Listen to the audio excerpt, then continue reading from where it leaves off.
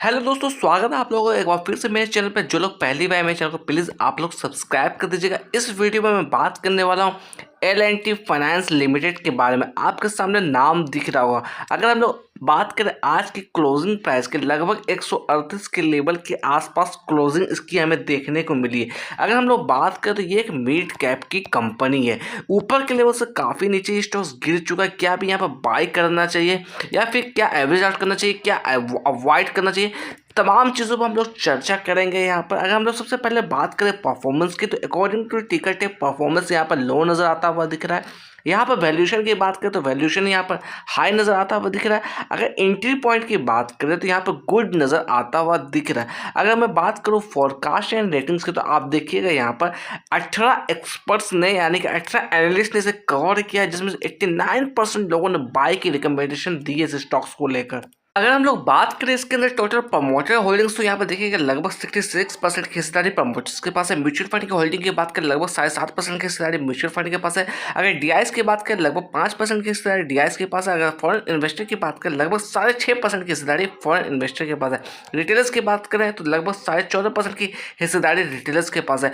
Mutual fund की हिस्सेदारी में अगर हम लोग डिस्कस करते हैं टॉप ऐसे 5 म्यूचुअल फंड के इन्वेस्टमेंट के बारे में जिसकी वेटेज सबसे ज्यादा है, तो यहाँ पर देखिएगा Invesco India mid cap fund, इसकी जो वेटेज है 3.27% की है। मिराई एसेट मिड कैप की बात करें इसकी वेटेज 1.16% है। Mirae asset large and mid cap की बात करें इसकी वेटेज 0.80% है।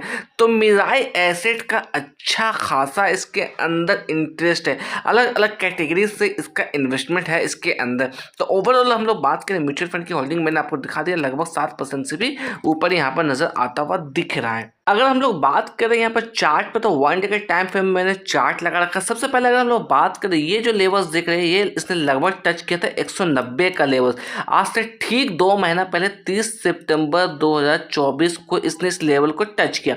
उसके बाद बात करें इसमें शार्प गिरावट हमें देखने को मिली। ये जो लेवल्स है यहाँ पे कहीं ना कहीं कॉन्सोलिडेटेड रेंज में काम करता हुआ दिख रहा है। जो लेवल्स निकलता हुआ रहा है ये 134 का, तो ठीक इसी लेवल को एज अ सपोर्ट के तौर पर हम लोग यहाँ पर देखेंगे। अगर इस लेवल्स को ब्रेकआउट करता है, यानी कि 134 के नीचे ये जाता है, तो नेक्स्ट जो सपोर्ट इसका निकलता हुआ रहा है वो 128 का लेवल है। मैं थोड़ा जूम इन करके आपको दिखाने की कोशिश करूंगा जो 128 का लेवल्स है वो कहाँ से निकलता हुआ आ रहा है।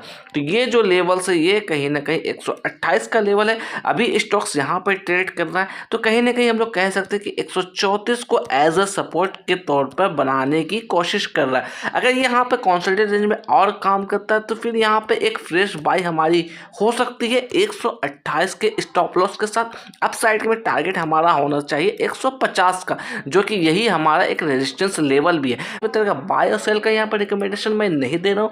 कैपिटल आपका है, पैसा आपका है, तो अपने रिस्क के हिसाब से यहाँ पर काम करिएगा। अगर मैं बात करूँ इस स्टॉक्स के अंदर, तो ये स्टॉक्स अपने 50 डे मूविंग एवरेज के ठीक नीचे ट्रेड कर रहा है। हम लोग इसकी वैल्यू की बात करें तो इसकी वैल्यू 147 निकलती भी आ रही है। अगर मैं बात करूँ 200 डे मूविंग एवरेज की, इसकी जो वैल्यू निकलती हुई आ रही है 156। तो हमारा रेजिस्टेंस लेवल जो है 150 का लेवल्स है। ये जो आप लेवल्स देख रहे हैं जहाँ पर इसने सपोर्ट के तौर पे काम किया कई दफ़ा, ये अब हमारा कहीं ना कहीं रेजिस्टेंस के तौर पे काम करेगा, जो कि वैल्यू निकलती आ रही है 150, जैसा मैं आपसे डिस्कस कर रहा हूँ। अगर फ्रेश खरीदारी करना चाहते हैं तो अपने रिस्क के हिसाब से फ्रेश खरीदारी करिएगा। पिछले सालों से अगर हम लोग रिटर्न्स की चर्चा करते हैं, पिछले 1 साल में -10% का नेगेटिव रिटर्न यहाँ पर ऑलमोस्ट नजर आता हुआ दिख रहा है। पिछले 6 महीने से बात करें लगभग 24% का नेगेटिव रिटर्न है। अगर पिछले 5 सालों में हम लोग रिटर्न्स की बात करें सिर्फ और सिर्फ 29% का ही रिटर्न यहाँ पर नजर आता हुआ दिखेगा। अगर पीरियड ऑफ टाइम में और हम लोग पीछे जाएं, यानी कि पिछले 10 सालों से बात करें सिर्फ और सिर्फ 123% का ही रिटर्न है पिछले 10 सालों में। तो ऑलमोस्ट हम लोग कह सकते हैं कि 10 सालों में कुछ खास आपको रिटर्न्स नहीं दिया है। इधर 1 सालों से हम लोग चर्चा करें लगातार ये स्टॉक्स गिरता हुआ ही नजर आ रहा है। पिछले 3 महीने से बात करें लगभग 26% ये टूट चुका है। पिछले 1 हफ्ते से बात करें लगभग 2.5% की गिरावट के साथ ये ट्रेड करता हुआ यहाँ पर दिख रहा है। अगर हम लोग बात करें इसके अंदर ट्रेडेड वॉल्यूम की, तो देखिएगा 41.19 लाख ट्रेडेड वॉल्यूम नजर आता हुआ दिख रही है। अगर ट्रेडेड वैल्यू की बात करें करोड़ में, तो 57.09 करोड़ का यहाँ पर ट्रेडेड वैल्यू नजर आता हुआ दिखा है। अगर डिलीवरी ऑफ परसेंटेज की बात करें लगभग 38.68% की इसके अंदर डिलीवरी आज के दिन उठती हुई दिख रही है, जो कि कहीं ना कहीं हम लोग कह सकते हैं अच्छा खासा डिलीवरी ऑफ क्वांटिटी यहाँ पर उठता हुआ दिख रहा है।